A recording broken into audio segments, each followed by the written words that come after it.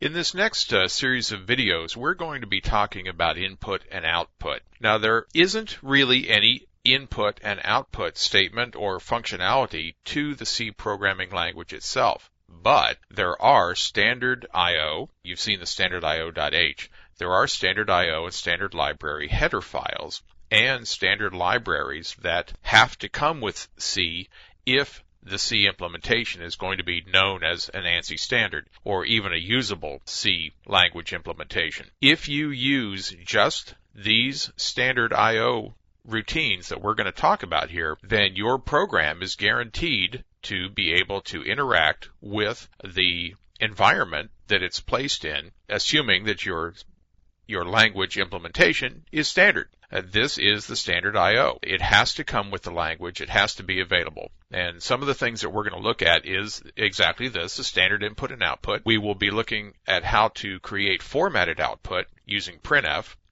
We've already used printf for quite a few things, but we'll really see the power of it coming up here. We can have variable length argument lists to functions, and we'll take a quick look at that.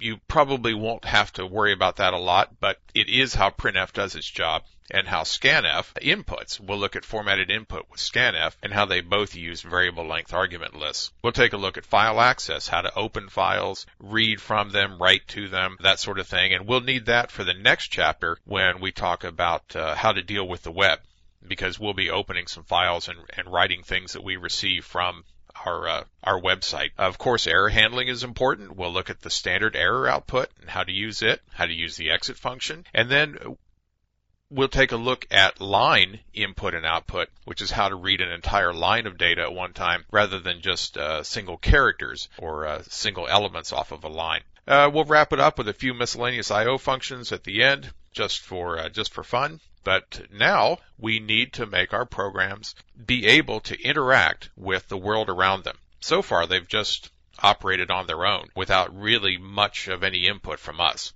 So now we're going to get interactive and get some input and output.